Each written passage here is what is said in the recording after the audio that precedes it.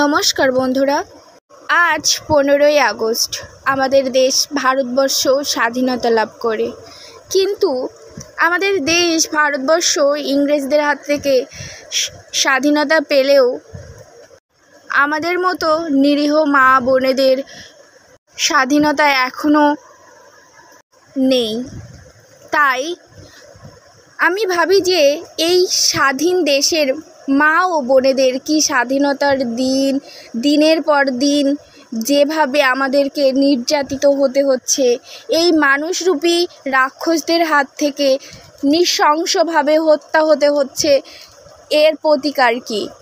একজন পুলিশ যদি আমাদের রক্ষা করার বদলে রাক্ষসের মতো আমাদের শরীরটাকে ছিন্ন বিচ্ছিন্ন করে তাহলে আমরা কার কাছে নিরাপত্তা পাব?